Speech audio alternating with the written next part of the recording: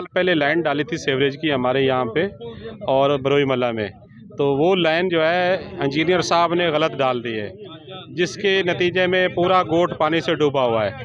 पूरे मेमन गोट का जो पानी है वो सारा रिटर्न वापस बरोई मल्ला में घुस रहा है और यहाँ सारे रास्ते वस्ते बांधे, लोगों के घरों में पानी दाखिल हो गया है। हमने सबको बोल दिया है, सबके पास गए हैं, एमपीए चेयरमैन सबको बोल दिया है कि सर ये हमारा मसला हल करवाएं।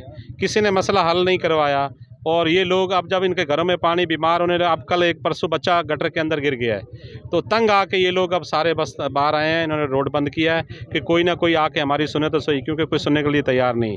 तो अभी जो है ये जाम साहब के बंदे आए हैं, कुछ ये इंजीनियर साहब आए हैं और ये सारे ज़िम्मेदार लोग हैं। इन्होंने आके वादा लिया है कि हम लोग 3 दिन में आप लोगों का मसला हल कराते हैं। अभी इन्होंने कुछ काम भी शुरू करवाया है, तो ये कह रहे हैं कि इंशाल्लाह ये मसला हम हल कर रहे हैं। तो अभी हमें मुतमिन कर रहे हैं, आप बात करें इनसे।